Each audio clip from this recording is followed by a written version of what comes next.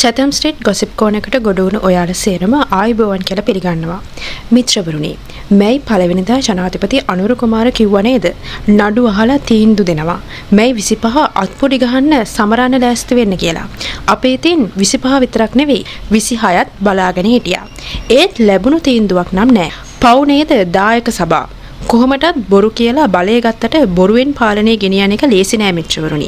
දැන් අපි මේ අත්දකින්නේ ඒ බොරුකාරයින්ගේ ආණ්ඩුවේ කෙරුවාව. එහෙනම් මිත්‍රවරුනි, ඒ බවත් මතක තියාගෙන අපි යමු අද චතම් ස්ට්‍රීට් ගොසිප් කෝන එකේ පෙළ ගැස්ම බලන්න. පැලවත්තට එරෙහිව අනුර කෙවිත අතට අරගෙන ටිල්වින්ගේ උපක්‍රම කල් නිකුත් වෙයි. ටිල්වින්ට එරෙහිව අනුර කෙවිත අතට අරගෙන. මිත්‍රවරුනි, මේක දැන් ප්‍රසිද්ධ රහසක්. දේශපාලන කරලියේ තිරෙන් පිටිපස්සේ දේවල් ආරංචි වෙන ඕන කෙනෙක් දන්නවා මේ රහස. හැබැයි එකපාරටම එළියට එන්න ඉඩ දෙන්නේ නැහැ. ඒත් වැඩේ යටින් ගිහින් ඒ යටින් යාම කොච්චරද කිව්වොත් දැන් නහය මට්ටමට තියෙන්නේ. ඔයාලා දන්නවනේ ජනතා විමුක්ති පෙරමුණේ සංවිධායක ආකෘතිය අනුව ප්‍රධාන ලේකම් තමයි බලවත්. පක්ෂ නායකයා කියන්නේ නාමික චරිතයක්. පක්ෂයේ කාඩර් එක ක්‍රියාත්මක වෙන්නේ තීන්දුව ගන්නේ පක්ෂයේ මධ්‍යම කාරක සභාව සහ දේශපාලන මණ්ඩලය උනත් ඒවා පහළට යන්නේ ප්‍රධාන ලේකම් හරහා. ඕක තමයි ලෙනින්ගේ බොල්ෂෙවික් පක්ෂ ආකෘතිය. හැබැයි ඔය ආකෘතිය අනුර ජනාධිපති වීමත් එක්ක ඉරිතැලෙනවා. පැලවත්තේ මූලස්ථානයේ බලය ජනාධිපති කාර්යාලයට විතෙන් වෙනවා. ගෝල්ෆේස් ජනාධිපති කාර්යාලය කියන්නේ පැලවත්තේ බූදලයක් නෙවෙයි. විධායක ජනාධිපති කියන්නේ රටේම ජනාධිපති. හැබැයි ටිල්වින්ගේ හීනමානේ මේක තේරුම් ගන්න බැරි කරනවා. ඒ නිසා ටිල්වින් කියපු කරපු වැඩ නිසා රටේ මතයක් ඇදුනා විධායක ජනාධිපති අනුර වුණත් වැඩ කෙරෙන්නේ පැලවත්තේ නියෝග අනුව කියලා. මේවා විපක්ෂය හදාපු ප්‍රලාප නෙවෙයි. මතකනේ වැඩේ යටින් යනවා වගේ කැම්පේන් ගහලා ජනාධිපති කාර්යාලය වගේම දියවන්නාවේ පාර්ලිමේන්තුවත් බාල්දු වෙන විදිහට කැම්පේන් ස්පින් කරේ ජවිපේ පැලවත්තේ නඩේම තමයි. ඔයාලට මතකනේ අර බිමල් එකපාරක් ඇවිත් කිව්වා අමාත්‍ය මණ්ඩලයේ වෙනසක් කරන්න සූදානමක් තියෙනවා කියලා. මතකනේ අගමැති ධූරේ බිමල්ට කියලා ඒ ඇසි ලොකු කැම්පේන් එකක් ගියා. ওই කැම්පේන් එකෙන් මාලිමා ආණ්ඩුවේ ජවිපේ නොවන බලවේග හොඳටම අවුල් වුණා. අන්තිමට ජනාධිපති අනුරට සිද්ධ වුණා කැබිනට් මණ්ඩලයේ තීරණ දැනුම් දීමේ මාධ්‍ය හමුවේදී රටටම කියන්න කැබිනට් අමාත්‍ය මණ්ඩලය සංශෝධනය කරන්න කිසිම අදහසක් නැහැ කියලා. ඔන්න ඔහොම මණ්ඩලයේ අස්සේ මුල ඉඳලම තිබුණු කචල් එක දිගටම ගියා. ඔයාලා දන්නවනේ අමාරුම කාලේ තමයි පොඩි පොඩි ප්‍රශ්න පවා එළියට එන්නේ. හෙවණැල්ලේ පවා ඇද කුද පේන්නේ. ඔන්න ඒ කාරණා තමයි දැන් කාලයක් තිස්සේ මාලිමා ආණ්ඩුවේ මණ්ඩලයේ කචල් හැටියට ලීක් වෙන්න අරගෙන තියෙන්නේ. මෙතන ටිල්වින් ඇතුළු පාර්ශවයේ හීනමානය විතරක් නෙවෙයි.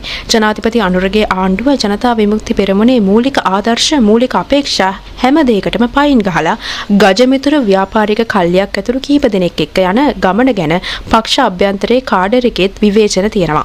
ඒ විවේචනයේ ටිල්වින්ට තැවෙත් තියෙන්නේ බලය ගන්න කරපු නටපු හැම නාඩගමක්ම අනුමත කිරීමේ චෝදනාව එක්ක. ඒ ගැන වැඩි විස්තර පස්සේ දවසක කියන්නම්. දැන් යමුකෝ ටිල්වින්ට එරෙහිව අනුර කෙවිත ගත්ත කතාවට. අපි ඔයාලට කිව්ව මතකනේ ටිල්වින්ගේ කටවහන්න ආණ්ඩුවේ ඉහළම තැනකට සමීප කෙනෙක් යෝජනා කරනවා කියලා. කාරණයක් ඇත්තනේ. මතකනේ අර ජවිපේ ෆුල් ටයිම් හාදියෝ ටිකක් මල්වානේ ඉඩමට බලහත්කාරයෙන් යවලා නටපු නාඩගම අනුර නීතිය කාටත් එක සමානයි කියද්දී ටිල්වින්ලා ඒක එහෙම නෙවෙයි ජවිපේ නම් නීතිය එහිලින් බව ඔප්පු කරන්න වැඩක් හදනවා.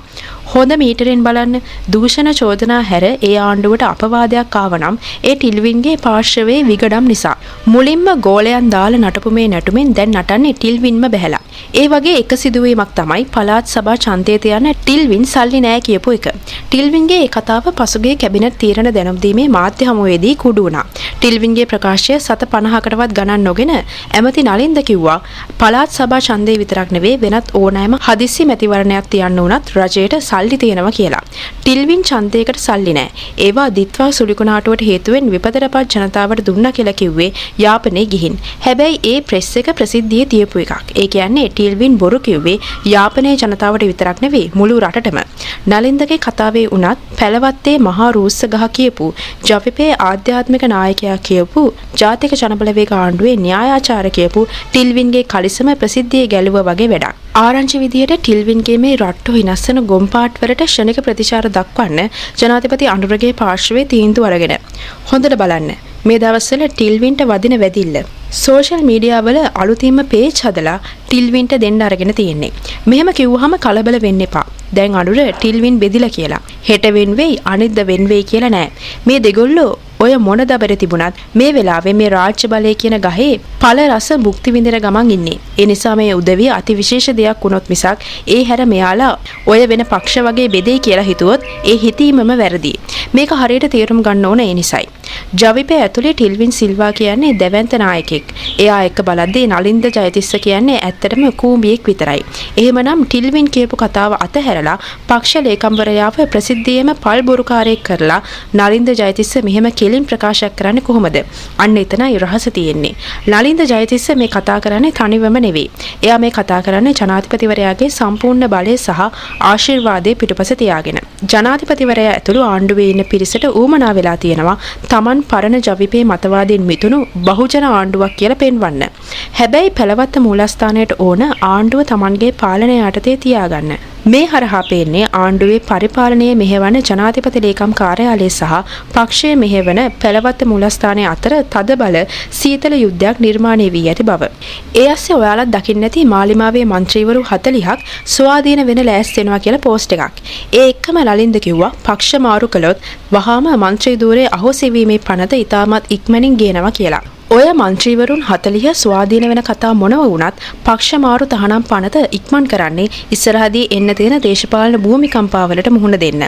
පළාත් පාලන මැතිවරණය අස්සේ මන්ත්‍රීවරුන්ට Tamanගේ හෘද සාක්ෂියට අනුව තීරණ ගන්න නිදහස තියෙන්න ඕන. මන්ත්‍රීවරුන්ව පක්ෂ වහල්ලු කරගන්න හොඳ නෑ කියලා ප්‍රජාතන්ත්‍රවාදය ගැන දේශන පවත්වපු ජවිපේ නායකයෝ අද හරියට ගැස්සිලා. මන්ත්‍රීවරු Tamanගේ වැරදි තීරණවලට විරෝධය පාමින් ස්වාධීන වෙන්න හදනවා කියන ගොසිප් වලටත් බය වෙලා. මේ දින මැසේජ් එක පිටිපස්සේ මණ්ඩලයේ මොන කචල් තිබුණත් කවුරුත් පක්ෂයෙන් අයින් වුණොත් മന്ത്രി වැටුම් නැති කරලා ගෙදර යවනවා කියලා කරන දේශපාලන තර්ජනය සහ බියගැන්වීමක් තියෙනවා. හැබැයි මේක ජාතික ජනබලවේග පක්ෂයේ මැතිවරණ පොරොන්දුවක්. එහෙම දෙයක් හරි මේ අය කරගත්තොත් ලොකු දෙයක්. ටිල්වින්ගේ උපක්‍රම කල්ලිකුත් වෙයි. පළාත් සභා ඡන්දේ කල් දාගෙන මැතිවරණ එපා රට හදන්න කියලා ටිල්වින්ගේ කැම්පේන් එක ගැන අපි අනාවරණය කරා. ඒ එක්කම දකින්න ඇත නේද සිවිල් සංවිධාන විශේෂයෙන්ම රටේ මැතිවරණ නිරීක්ෂණ සංවිධාන වලටත් ඒ කුමන්ත්‍රණයේ ඉව තදින්ම වැටලා තියෙනවා. ඒ නිසාම දිගින් දිගටම කල් යමින් පවතින පළාත් සභා මැතිවරණයේ පැරණි ක්‍රමයේ යටතේ හෝ කඩිනමින් පැවැත්වීමට සහ ඊට අදාළ මැතිවරණ ක්‍රමයේ සම්බන්ධයෙන් දේශපාලන පක්ෂ සහ සිවිල් සංවිධාන අතර විශේෂ සාකච්ඡාවක් මැයි 26 කොළඹදී කැඳවලා තිබුණා. නිදහස් සහ සාධාරණ මැතිවරණයක් සඳහා ජනතා ක්‍රියාමාර්ග සංවිධානයේ මූලිකත්වයෙන් පවත්වපු මේ සාකච්ඡාව සඳහා ආණ්ඩු පක්ෂ විපක්ෂයේ දේශපාලන පක්ෂ ලේකම්වරුන් පක්ෂ නියෝජිතයින් සහ මැතිවරණ නිරීක්ෂණ සංවිධාන රැසක්ම එකතු වෙලා හිටියා. මෙතනදී පළාත් සභා මැතිවරණයේ පැවැත්වීමේ වැදගත්කම එය දිගින් දිගටම කල්යාමට හේතු වූ කරුණු සහ කඩිනමින් මැතිවරණයක් පැවැත්වීම සඳහා ගත යුතු නීතිමය පියවර පිළිබඳව ඉතාමත් දීර්ඝ ලෙස සාකච්ඡා කෙරුණා. හැබැයි මේ හැමදේම ASCII අපිට පෙනෙන්න තියෙන ඇත්තම කතාව තමයි මේක නිකම්ම මැතිවරණ ක්‍රමයක් ගැන කතා කරපු සාකච්ඡාවක් විතරක් නෙවෙයි කියන එක. ටිල්විල්ල ඇතුළු ජවිපේ පළවත්ත පාර්ශවය හැදුවේ ජවිපේ ඌමනාවට ඡන්දේ කල් දාගෙන ඡන්ද නොතියන තැනට සමාජය ඇතුලේ මතයක් හදන්න. විපක්ෂයේ ඉන්න කාලේ ඡන්ද කල් දැමීම ගැන රට වටේ ගිහින් දේශනා පවත්වපු මේ අය අද Taman බලයට ආවට පස්සේ කරන්නේත් ඡන්දේ නොතියාම බලයේ ඉන්න කුරුමානම් මැල්ලීම.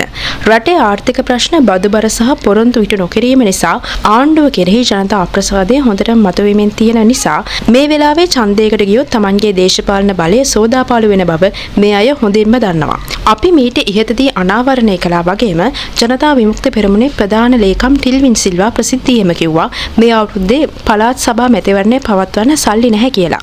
ඡන්දයට තිබුණු සල්ලි ඔක්කොම දිත්වා සුලිකුණාටුවෙන් විපතටපත් වෙච්ච අසරණ ජනතාවට සහන සලස්සන්න වෙන් කරා කියලයි. ටිල්වින් සමාජයේ ඉස්සරහා ලස්සනට මතයක් හැදුවේ. හැබැයි කැබිනට් ප්‍රකාශක නලින්ද ජයතිස්ස මාධ්‍යවේදීන් අහපු ප්‍රශ්නයකට උත්තර දෙමින් ටිල්වින්ගේ රෙදි ගලවලා දැම්මා. නලින්ද ජයතිස්ස ඇමතිවරයා කිලින්ම කිව්වා පළාත් සභා මැතිවරණය පවත්වන්න අවශ්‍ය ප්‍රතිපාදන සහ සල්ලි ඕනෑවටත් වඩා තියෙනවා. ප්‍රතිපාදන වල කිසිම ගැටලුවක් නැහැ. මුදල් වෙන් කරලා තියෙන්නේ කියලා. ඒ විතරක් නෙවෙයි. මුදල් වෙන් නොකළොත් පරිපූර්ණක ඇස්තමේන්තුවකින් හරි ඡන්දයට සල්ලි දෙන්න පුළුවන් කියලා කිව්වා. දැන් බලන්න මේකේ තියෙන තක්කඩිකම සහ පරස්පරය. එකම පක්ෂයේ එකම ආණ්ඩුවේ ප්‍රධාන ලේකම්වරයා සල්ලි නැහැ කුණාටුවට දුන්නා කියද්දී කැබිනට් ප්‍රකාශකයා කියනවා සල්ලි තියෙනවා කිසිම ප්‍රශ්නයක් නැහැ කියලා. ඒකෙන් පැහැදිලිව තහවුරු වෙනව නේද ටිල්වින් සිල්වා කිව්වේ පට්ටපල් බොරුවක් කියලා. ඕන් හැදුවේ සුළු කොනාටුවෙන් බැටකාපු අහිංසක මිනිස්සුන්ව පලිහක් කරගෙන Tamanගේ ඡන්දයේ බය වහගන්න. හැබැයි ආණ්ඩුවේ කැබිනට් මණ්ඩලය ඇතුළෙන්ම ඒ බොරුව කුඩුපට්ටම් වෙලා ගියා. නලින්ද ජයතිස්ස ඇමතිවරයා කියන විදිහට ගැටලුව තියෙන්නේ සල්ලිවල නෙවෙයි නීතිමය ප්‍රතිපාදනවල. ඒ කියන්නේ ආණ්ඩුව තාමත් උත්සාහ කරන්නේ අර පාර්ලිමේන්තු කාරක සභාව අස්සේ නීතිමය ප්‍රශ්න හංගගෙන ඒක ඉස්සරහට දාලා ඡන්දය තවදුරටත් පස්සට අදින්න. මේ රජයේ මාස 8ක් තුල මැතිවරණ දෙකක් පවත්වපු ආණ්ඩුවක් කියලා පොරටුවක් දුන්නට ඇත්තටම පළාත් සභා ඡන්දය තියන්න මාලිමා ආණ්ඩුවේ කිසිම සූදානමක් නැහැ.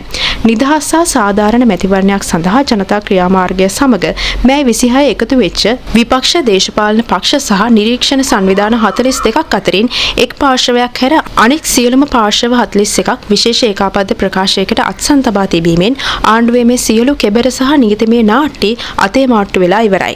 මෙම ඒකාබද්ධ ප්‍රකාශය ඉදිරියේදී පාර්ලිමේන්තු තේරීම්කාරක සභාවට සහ ආණ්ඩුවේ පක්ෂ වෙත යොමු කිරීමටද මෙහිදී තීරණය වුණා. හැබැයි ආණ්ඩුව නියෝජනය කරමින් කරපු නිහාල් අබේසිංහ මේකට අත්සන් කළේ නැහැ.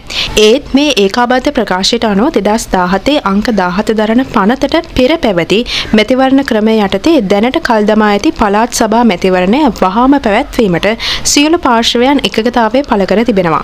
ඒ වගේම මැතිවරණ ක්‍රමයක් සම්බන්ධයෙන් පාර්ලිමේන්තු තේරීම්කාරක සභාවේ අවසන් තීරණය ලැබෙන තෙක් දැනට පවතින අර්බුදය විසඳා ගැනීමට මේ පැරණි ක්‍රමයම ක්‍රියාත්මක කිරීමට ඕන් එකඟ වෙලා තියෙනවා. මීට අමතරව ඉදිරි පළාත් සභා මැතිවරණවලදී ස්වේච්ඡා පදනම් මත කාන්තා හා තරුණ නියෝජනය 125ක් දක්වා සහතික කිරීමටද මෙහිදී දේශපාලන පක්ෂ එකඟ වී තිබීම විශේෂත්වයක්. මේ අනුව පැහැදිලි ආණ්ඩුව කියන නීතිමය ප්‍රශ්නයත් විපක්ෂය සහ සිවිල් සංවිධාන එකතු වෙලා විසඳලා ඉවරයි. පැරණි ක්‍රමයට ඡන්දය තියන්න කාරක සභාවේ තීරණය එනකන් ඒක ක්‍රියාත්මක කරන්න කියලා 41ක්ම අත්සන් කරද්දී ආණ්ඩුවට තවත් නීතිමය බිල්ලක් මවන්න ඉඩක් ඉතුරු වෙන්නේ නැහැ. මෙම සර්වපාක්ෂික සාකච්ඡාව සඳහා ආණ්ඩු පක්ෂ නියෝජනය කරමින් ජාතික ජනබලවේගයේ මහලේකම් පාර්ලිමේන්තු මන්ත්‍රී නිහාල් අබේසිංහ වගේම විපක්ෂය නියෝජනය කරමින් එක්සත් ජාතික පක්ෂයේ මහලේකම් තලත අතුකෝරල සමගි ජනබලවේගයේ මහලේකම් පාර්ලිමේන්තු මන්ත්‍රී රංජිත් මද්දුම් බණ්ඩාර ශ්‍රී ලංකා පොදු ජන පෙරමුණේ මහලේකම් හිටපු පාර්ලිමේන්තු මන්ත්‍රී සාගර කාර්යවසම් යන මහත්ම මහත්මීන් ඇතුළු නියෝජිත පිරිසක් එක්ව සිටියා. මීට අමතරව ඊළඟේ තමිල් අරුසුකච්චි පක්ෂය නියෝජනය කරමින් එම්.ඒ. සුමන්තිරම් ඇතුළු නියෝජිතයින් පිරිසක්ද මනෝ ගණේෂන් සී.වී. විග්නේෂ්වරන් සහ මැතිවරණ කොමිෂන් සභාවේ හිටපු සභාපති මහින්ද දේශප්‍රිය යන මහත්වරුන්ද මෙම අවස්ථාවට සහභාගී වුණා. පළාත් සභා ඡන්ද විමසීම කුමන මැතිවරණ ක්‍රමයක් යටතේ පැවැත්විය යුතුද යන්න සොයා බලා වාර්තා කිරීමටත් ඒ පිළිබඳ සිය යෝජනා සහ නිර්දේශ ඉදිරිපත් කිරීමටත් පත් කර ඇති පාර්ලිමේන්තු විශේෂ කාරක සභාව නියෝජනය කරන විපක්ෂයේ මන්ත්‍රීවරුන් සිව් දෙනාම මෙම සාකච්ඡාව සඳහා එක්ව සිටීම කැපී පෙනෙන සිදුවීමක් වුණා. හැබැයි මේ හැමෝම එකඟ වෙද්දී මේ පොදු ලියවිල්ලට මාලිමාව ඒ කියන්නේ ජාතික ජනබලවේගයේ ආණ්ඩුවේ නියෝජිතයා වෙච්ච නිහාල් අබේසිංහ විතරක් අත්සන් කළේ නැහැ. ඒකෙන් පැහැදිලි වෙනව නේද මාලිමා ආණ්ඩුවේ දෙබිඩි බව. කැබිනට් ප්‍රකාශකයා සල්ලි තියනවා කියද්දී පක්ෂයේ ලේකම් ටිල්වින් සල්ලි නැහැ කියනවා. සාකච්ඡාවට ආපු නිහාල් අබේසිංහ ලියවිල්ලට අත්සන් කරන්නේ නැතුව මග හරිනවා. විපක්ෂයේ හැමෝටම ඡන්දය තියන්න උවමනාව තිබුණත් ආණ්ඩුවට පැරණි ක්‍රමයටවත් ඡන්දය තියන්න උවමනාවක් නැහැ. මුළු රටේම දේශපාලන පක්ෂ සහ සිවිල් සංවිධාන 41ක් එකම මතයකට එද්දී ආණ්ඩුව විතරක් තනි වී අත්සන් නොකර මග හරිමින් ඉන්නවා. තමන්ට වාසි වේලාවට විතරක් ඡන්දය තියන්නත් අවාසි වේලාවට මැතිවරණ ක්‍රමවල වැරදි පෙන්වමින් ඡන්දේ කල් දමන්නත් හදන මේ පාලකයන්ගේ ද්වීත්ව රංගනය වගේම ටිල්වින් සිල්වාගේ අමු පල් බොරුව දැන් රට ඉදිරියේ සහ මුලින්ම හිරිදරව් වෙලා ඉවරයි. වඩාත් සරලව කිව්වොත් ඡන්ද මැතිවරණ මුල් කරගෙන මෙච්චර කාලයක් විපක්ෂයට අහිමිව තිබුණු සිවිල් සංවිධානවල හඬ ඉස්සරහට ඇවිත් තියෙනවා. දැන් ආපසු හැරීමක් නැහැ. දැන් ටිල්වින්ගේ උපක්‍රම කල්ලිකුත් වෙලා. තව දුරටත් තගරියෙන් හරි බොරු මොත්තේ දාලා හරි ඡන්දේ නැති කතා අවලංගුයි. ටිල්වින්ට උනේත් ගහින් වැටුණු මිනිහාට ගොනා එන්න වගේ වැඩක්. ඔන්න එහෙනම් ඒ බවත් මතක් කරලා අදට චැතම් ස්ට්‍රීට් ගොසිප් කෝන එක වහනවා. ගිහින් එන්නම් හමුවෙමු ආයෙත්.